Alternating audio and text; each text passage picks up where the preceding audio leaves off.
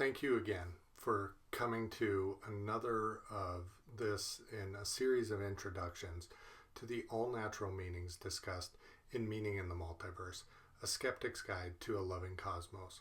My name is Justin Harnish, and I'm the author of Meaning in the Multiverse, and I'm so happy that you're here so we can go through this, the seventh of 8 meanings that I uncovered, created in Meaning in the Multiverse. This is what amounts to my interpretation of consciousness in a parallel process ontology metaphysic, which is the many minds interpretation of consciousness meaning, which we'll get into.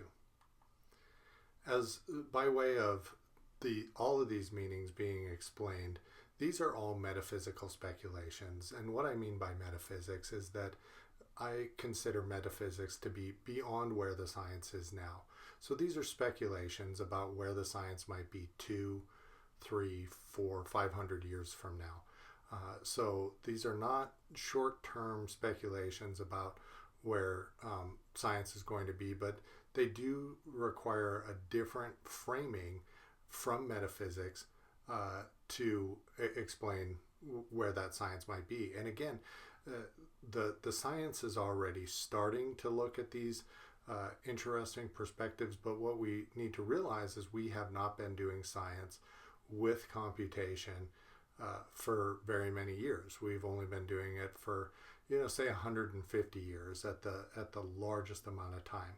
If we're to double that time, or even to take 50% more of that time, what is that going to do, and where will the physics be, and what should we be looking forward to as to some of those discoveries that we might find? As all of these meanings are from a perspective of looking at where the science is and where it could be, looking at metaphysics as a philosophy and not as a sort of new age, a more new age conception, we are going to be talking only about all natural meanings. We will not be talking about personal meaning.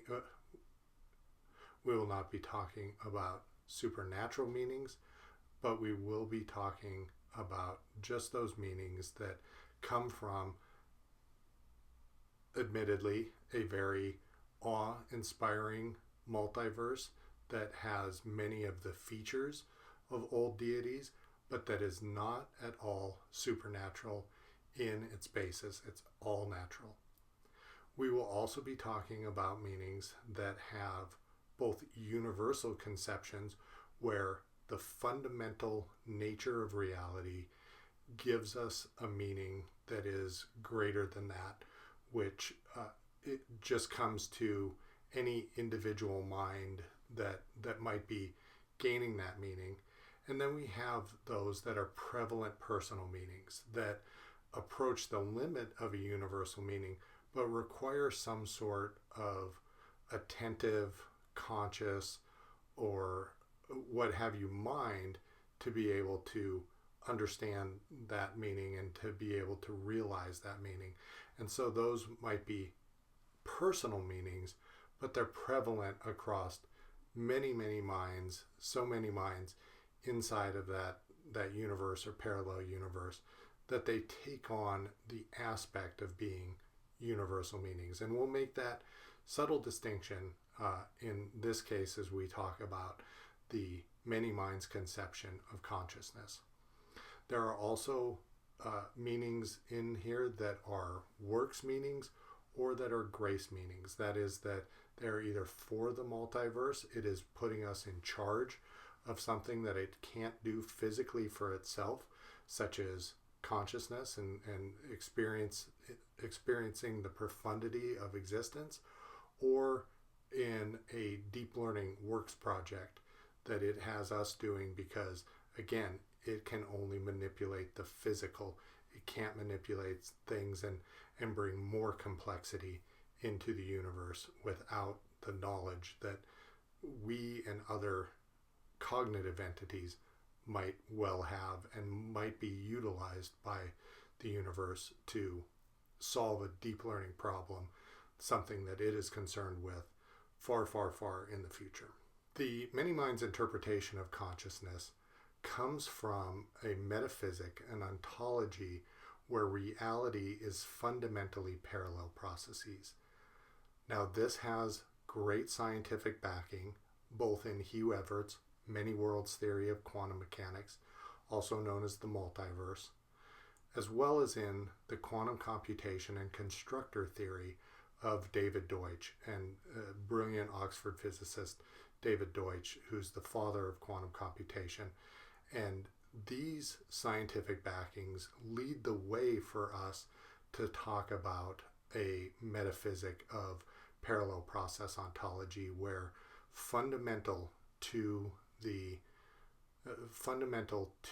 universe, to the multiverse, is the parallel process. So again, we are not talking about a universe that is fundamentally made of stuff or matter. We're not talking about a quantum universe that is fundamentally bits or information. We're talking about quantum computation as the fundamental nature of the universe. This slide represents the idea that the multiverse is responsible for our conscious existence. So the hard problem of consciousness essentially states that there is little understanding of a process that could possibly allow for unconscious matter to resolve conscious states of being, to inject this special likeness of being into unconscious matter, neurons and cells and atoms. And so what the multiversal conception, what parallel psychism does for consciousness, is it basically says that much like the single particle dual slit experiment of quantum mechanical fame that shows that interference is happening from somewhere. A single particle is not interfering with itself, but it's interfering with particles in near parallel universes. What the multiversal conception, what the many worlds conception of consciousness states, is that the solution to the hard problem of consciousness is the same sort of interference patterns from many minds across near parallel universes in the multiverse. And so that's what this slide shows, is that at A, you have many near parallel universes in the multiverse. You have conscious entities in those near parallel universes that represent some lesser and some greater amounts of consciousness. And so you can see sort of a distribution of consciousness across near parallel universes, from unconscious states on the far left, where we have the most likely solution to the hard problem of consciousness represented, where there is no consciousness on these clones that exist in near parallel universes but do not have consciousness.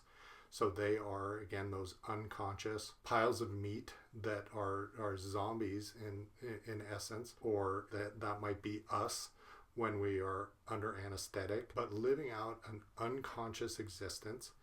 And then on the far right, you can see more and more transcendent states of consciousness, whether that be in flow or in mindful experience. And so this rising of consciousness across near parallel universes, that interference pattern, similar to the single particle dual slit experiment, the interference across near parallel universes of many minds, as opposed to these shadow particles, is what is responsible for taking us out of an unconscious state that does exist in near parallel universes and gives us some semblance of consciousness across the spectrum of many minds. So this is the neutral interlocutor that Thomas Nagel, amongst others, talks about, that seems to be required to move from matter and the complexity of the brain to this state of consciousness that seems to be driven as much from without, from the fabric of reality, as it is from within, as a sense of self and a brain and the physicalness of the brain itself. And so from the text, the definition of the many minds interpretation of consciousness is a prevalent personal meaning that interprets all states from unconscious zombification to transcendence as a continuum across near parallel universes. Utilizing a mechanism similar to the interference of near parallel wave functions of existence, your experience is influenced by the consciousness of shadow selves across near parallel universes. So again, we have this concept of the wave function interfering across near parallel universes in the single particle dual slit experiment. Not only in the single particle dual slit experiment, but most representing the paradox of this interference from near parallel universes in that experiment. And we have the same concept of the wave function of the mind interfering to create consciousness across near parallel universes out of unconscious material. And this wave function of the mind is just another of the many processes, like the wave function itself, that is running across the process reality that is fundamentally computational, that is fundamentally process inside of our reality from that high level God's eye view of all of the multiverse. And so again, from the text, Meaning in the Multiverse, A Skeptic's Guide to a Loving Cosmos, which is available today at anywhere that books are being sold, and also on my website at justinaharnish.com. What truly divides philosophers is not what consciousness does, but how it does it. Is consciousness only brain-based, or does it take up dual residence in brains and something else in the universe? Do classical chemistries predominate, or are the neural correlates of consciousness expressed through quantum mechanical means? Is consciousness transferable, either to another person, to a machine, into the cosmos, or to a heightened state? Our conception of consciousness is solely thanks to the fact that we are conscious ourselves. We would not conceive of subjective experience if we did not have our lights turned on. There is no unconscious, objective measuring device for the degree of subjective conscious experience an entity is having. The Turing test was not meant to interrogate consciousness, but instead intelligence.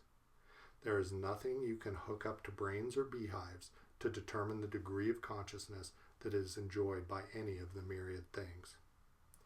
How the system of consciousness emerges from the experiences of lower-level information processing is unknown. However, most philosophers of mind believe that finding a neutral, non-physical, and non-mental process is required for a scientific understanding of consciousness and a complete explanation of experience. Quote, "What will be the point of such a theory? If we could arrive at it, it would render transparent the relationship between mental and physical, not directly, but through transparency of their common relationships to something not merely either of them." End quote. Thomas Nagel. The mechanism I propose for resolving information processing, at least at the level of human cognition, into conscious states, the neutral interlocutor, is experience interfering with other parallel copies of itself in the multiverse. Experience as a distribution of many minds in nearby universes around the one experienced in this world forms the wave function of the mind. The interference of the shadow experiences of a distribution of yous from unconscious to peak states resolves to the novel subjective experience you are having. The solution to the hard problem of consciousness, that it is like something to be a collection of atoms, is the same as the solution to the dual slit experiment, that is, interference from near parallel universes. Experience is dictated by a, yet unknown, parallel process, the wave function of the mind. Like our experience of the flow of time, our experience of consciousness is just our, understandably, parochial view of a slice of the myriad near parallel universes interfering in each moment and in each qualia. Here we've reached a merger of conscious experience with the existence of the multiverse. Much like a distribution of outcomes occur in near parallel universes on the screen of our dual slit experiment, a distribution of consciousness arises in us and our clones in near parallel universes.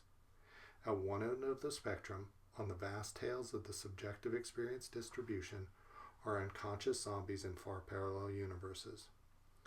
Rising up from the tails of this distribution are our most mindless states, those unexamined states that make up the bulk of conscious experience, where we are lost in thought, movies, phone games, or our emotions, the experience of most of our shadow clones that sometimes entangle us in their grasp. The crest of pure consciousness is contrasted against the experience of a clone dampened in their universe by your interfering mindfulness and the hapless zombie you, unable to escape through a slit and errantly slamming into a wall. Consciousness, in this sense, arises from the long tail of mindlessness and unconsciousness, crawling thirstily to the oasis of prevalent parallel personal meaning. This distributed multiversal nature of consciousness explains why sometimes you are the peak and sometimes you are the trough. It also satisfies Nagel's quandary for a neutral mechanism, an experiential wave function whose interference could be responsible for the apparent brain-mind dualism, just like the well-known quantum mechanical wave function is responsible for the apparent superposition of quantum states and the wave-particle duality. It also adheres to our conception of consciousness as being only available to higher orders of information processing, like what happens in the brain. Parallel psychism offers the logical consistency of a distribution of unconscious to peak consciousness needed to get from the apparent unconsciousness of most matter to the sentience of some. Parallel psychism co-opts a physical mechanism, interference between near parallel universes, to better describe how subjectivity could arrive seemingly out of nowhere. As conscious entities, experiencing now what we know to be the wave function of the mind, parallel psychic experience contributed to by the interference across many near parallel universes, we can see that our transcendent states of flow or of mindful experience are on a continuum that are shared by all of our clones across these near parallel universes. This describes why sometimes you are the peak and sometimes you are the trough. Sometimes you are reaching these transcendent states and sometimes you are in a mindless state, lost in thought. We can have these conscious states, we can drive to greater and greater practical uses of flow or of mindful experience and meditation and try and be the peak more of the time. But we will always suffer from some level of imperfection in our pursuits. And this is because of the interference, again, of those near parallel processes. We can try and be the peak more, but we are going to struggle and we are going to be in a prevalent personal meaning with all of these entities experiencing and interfering in the wave function of the mind with us. This and other meanings are available in Meaning in the Multiverse, A Skeptic's Guide to a Loving Cosmos, which is available now on justinaharnish.com and in all of the places that you shop and look for books. And I hope that this idea of the wave function of the mind and of a parallel psychic, many minds interpretation of consciousness strikes a chord with you as to how we can describe the ghost in the machine, how we can describe the hard problem of consciousness as being something that is explainable, just as the single particle dual slit experiment is explainable when bringing in the concept of parallel processes like the wave function of the mind interfering across near parallel universes in some way that is against our intuitions but fully realized in the possibilities of a parallel processing ontology. And so again, I thank you very much for getting through these concepts and this deep metaphysics into the future of science and philosophy with me. My name's Justin Harnish, and again, I'm so privileged and honored that you would spend some time with me today. Thank you.